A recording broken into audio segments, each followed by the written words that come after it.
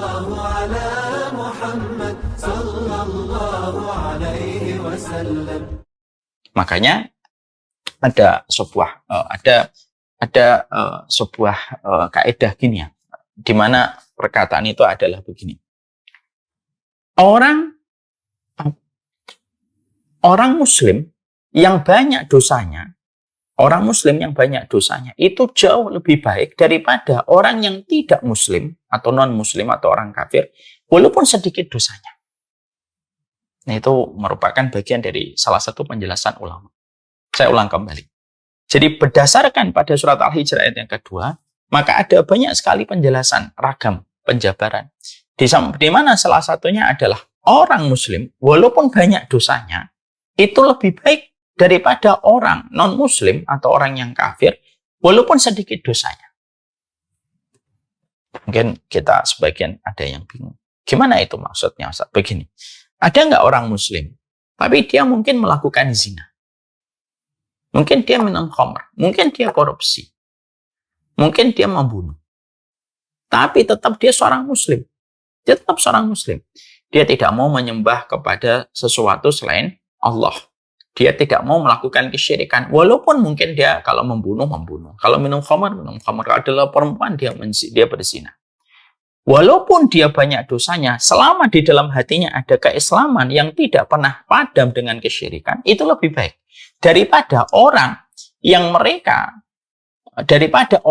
tidak Muslim atau kafir, tetapi walaupun dosanya itu lebih dikit.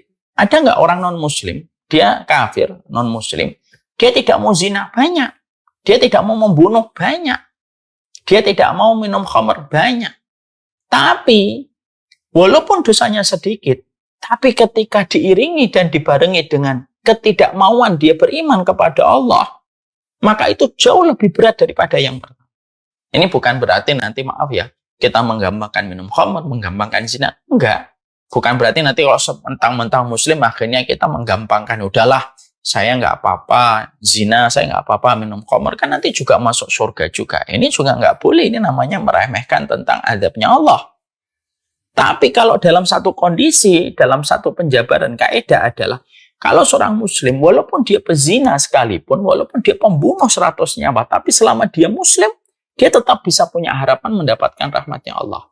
Tapi walaupun dia baik, tapi kalau dia tidak mau mengakui keislaman untuk beriman kepada Allah dan meninggalkan kesyirikan, ya maaf, walaupun dia sedikit dosanya, maka dia tetap kekal di dalam neraka. Mari kita datangkan sebuah pembuktian secara sahih dalam masalah ini. Kita tentunya ingat, Rasulullah SAW menyebutkan kepada kita tentang satu pembunuh 100 nyawa, yaitu pembunuh 100 nyawa.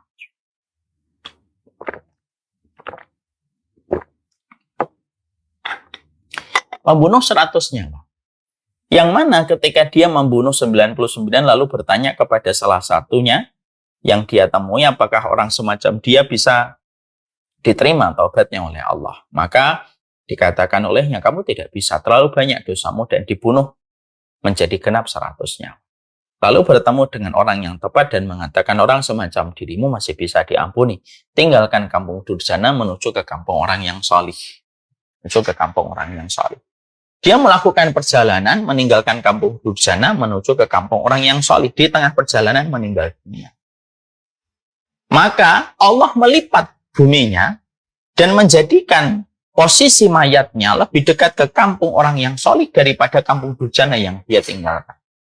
Siapa yang melipatnya? Yang melipatnya Allah. Sampai ketika malaikatul rahmat dan malaikatul adab yang turun, lalu mereka diperintahkan oleh Allah untuk menghidup. Manakah yang lebih dekat antara kampungnya orang solih yang akan dia tuju dan kampung durjana yang dia tinggalkan? Dan dua malaikat itu akhirnya menghitung dan menjawab, dia lebih dekat ke kampung orang solih. Siapa yang mendekatkan tanahnya? Allah.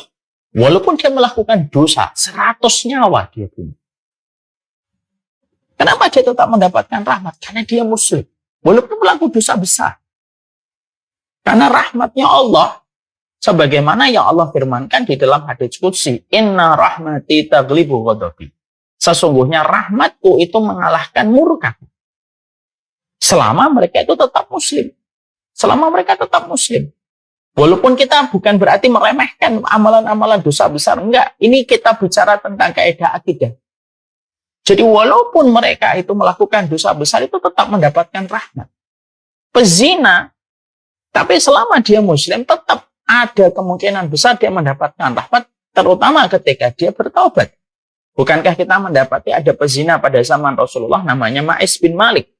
Pezina, tapi akhirnya mendapatkan surga.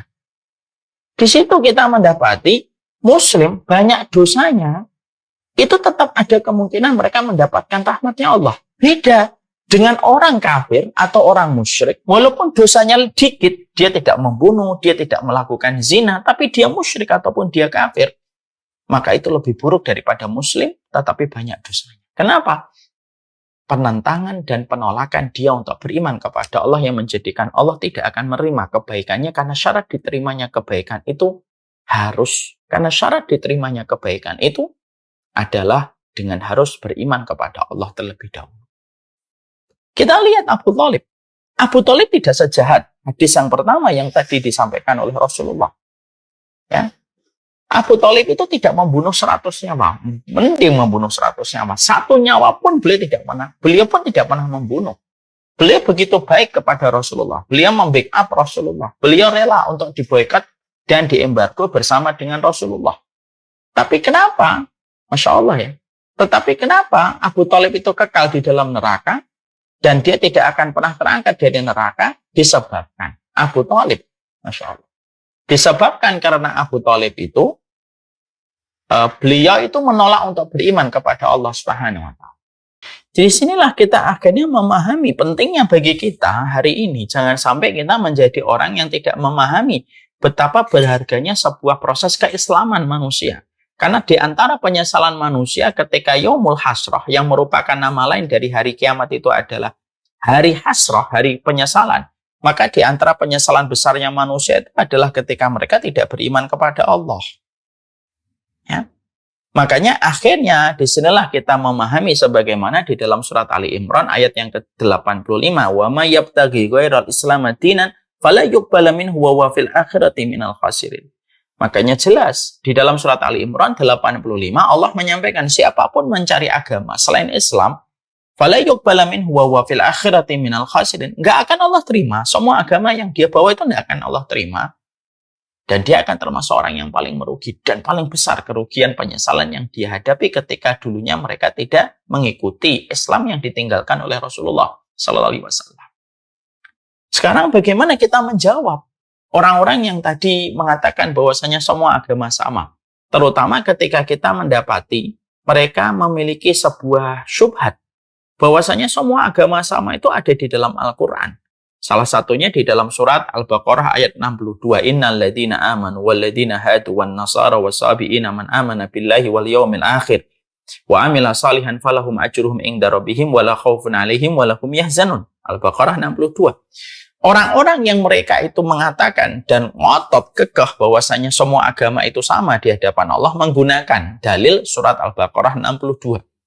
Orang-orang yang beriman dan orang-orang Yahudi dan Nasara dan Sabiin yang beriman kepada Allah dan hari akhir dan beramal salih, maka bagi mereka pahala mereka dan mereka tidak takut dan mereka tidak pernah merasa khawatir. Mereka mengatakan di dalam ayat ini merupakan dalil bahwasanya semua agama itu sama benarnya di hadapan Allah. Nah, ayat ini surat Al-Baqarah 62 para ulama menjelaskan penjabarannya. Ayat ini diturunkan. Ayat ini maksudnya adalah diturunkan kepada umat sebelum Rasulullah, sebelum diutusnya Rasulullah. Tapi setelah diutusnya Rasulullah, siapapun yang mereka tidak mengakui keimanan Nabi Muhammad, tidak akan diterima iman mereka. Dan tidak akan pernah mereka menjadi muslim. Karena syarat sahnya menjadi muslim, beriman kepada Allah dan mengikuti Rasulullah SAW. Makanya ahlul kitab dikatakan oleh Allah pada surat Al-Bayyinah ayat yang ke-6. Innal ladzina kafaru min ahlil kitabi wal musyrikina fi nari jahannam khalidina fiha. Innal ladzina kafaru, sesungguhnya orang-orang kafir, min ahlil kitab, dari ahlul kitab, wal musyrikin, dan orang-orang musyrik, mereka itu berada di dalam neraka jahanam dan kekal mereka di dalam. Ayat ini jelas. Ini bukan menjelaskan bahwasanya ketika kita menjelaskan ayat ini lalu kita berbuat kerusakan, melakukan pengerusakan agama dan tempat ibadah mereka. Haram mengganggu orang-orang non-muslim di dalam tempat ibadahnya, membunuh mereka, mendolimi mereka, haram dan itu dosa besar. Tapi ini menjelaskan tentang akidah. Bahwasanya di dalam akidah itu adalah agama yang benar itu ya cuma Islam. Walaupun semua agama itu baik. Tetapi yang diterima oleh Allah hanyalah satu, yaitu adalah Islam. Dan itulah orang yang mereka tidak mau menerima Islam, maka sesungguhnya tidak ada penyesalan paling besar mereka nanti di akhirat, kecuali adalah mereka menyesal ketika mereka dulu di dunia tidak menjadi seorang muslim. Dan Allah sampaikan, Rubbama yawaddul ladina kafaru law kanu muslimin. Orang-orang kafir itu mereka berandai-andai, cobalah dulu kami ini menjadi muslim.